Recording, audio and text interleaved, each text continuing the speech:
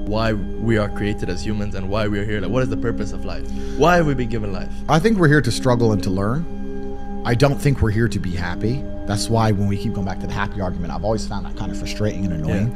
When someone goes, oh, but I want to be happy. Why? Why do you want to sit there and laugh like you were happy your entire childhood? That's your happy days. You're allowed to be happy as a kid. Finished. It's all over now, right? You're a man. You have responsibilities. I think we're here to do important things, and important things are going to be difficult, and they're going to be hard, and you're going to get frustrated. But that's what gives you purpose. I think we're here to struggle. I think we're here to endure pain. I think we're here to just see how hard we are to kill. I think that going through terrible things and living through them and coming out the other side is one of the most fantastic things about being human. I think that it's almost like once you understand what life is really about, there's no emotion which isn't enjoyable. The only emotional state which can be seen as detrimental is feeling nothing at all. But if you're sitting at home and you're feeling truly heartbroken, at least you're feeling something, right? And I think that's the whole part of being human. I think we're here to struggle. I think we're here to go through pain. I wake up each day and go, what can I attack? What problem can I solve? And look at history. Why did Genghis Khan wake up and want to conquer the whole world? Why did Napoleon conquer the world? Why did Alexander the Great conquer the world? You just wake up and just say, give me this, give me that. I want all of it. Yeah. There's an army there. They're really big. We're better. It's intrinsic. You need to go and conquer. That's the purpose of life. Do you believe that God created us? So why did God create us to struggle? Because if you don't struggle, you don't learn.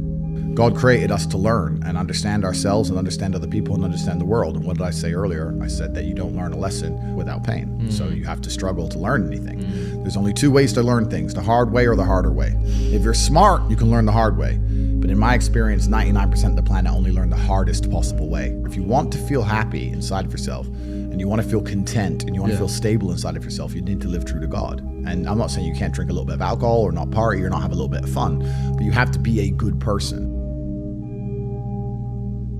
I don't believe in the societal paradigms in which they have tried to construct this idea of happiness. I don't believe or subscribe to the way that happy and sad is currently understood by the masses of the population. I think if you are anything less than absolutely distraught, you are happy. You're a version of happy.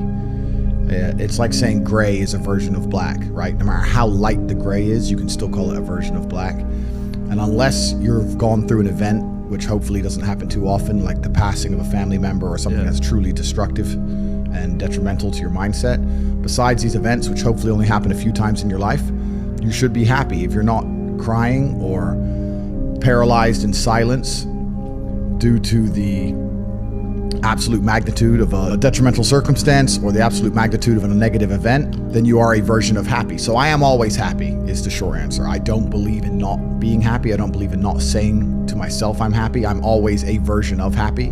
And this idea of chasing happiness and always being concerned and preoccupied with how happy you are is actually the biggest mistake that a lot of people make, I think, in the world today.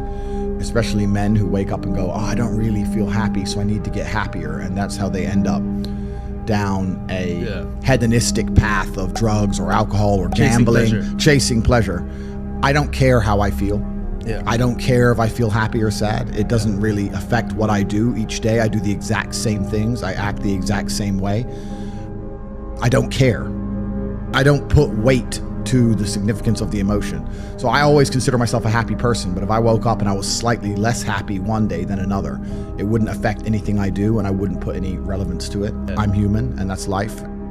So yeah, am I any happier now that I have hundreds of millions of dollars than before I was broke?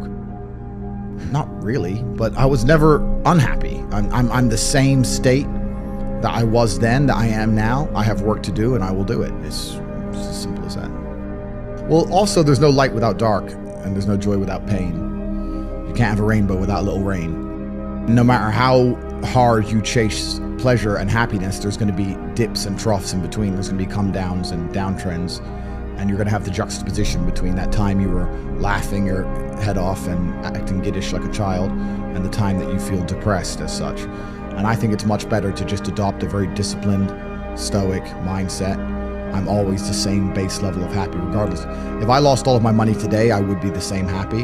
If my net worth quadrupled, I'd be the same happiness. But as long as I'm alive and the people I care about and love are alive, and as long as as long as God gives me the honor of doing my duties and providing for the people I care about, as long as I get to wake up and know that there's a whole bunch of people in the world who need me and I get to work hard to please them and do good for society and good for the world, then I'm a vessel of God, and I'm happy enough to survive. That's all I look at it as. I don't ever consider how do I feel. That doesn't cross my mind. I have things to do. I'm too busy. I have things to do every single day. I have very important things to do, and how I feel really is not going to affect how I complete those tasks. And when I speak to men, they say I'm unhappy or I need to be happier. I think that's absolutely the wrong frame of life. You're a man, you have duty, you have honor, you have things you should be doing regardless of how you feel. And the people who are perma-obsessed with happiness or sadness, I just think it's the wrong paradigm to view the lens of life. I think you should get up and do what needs to be done.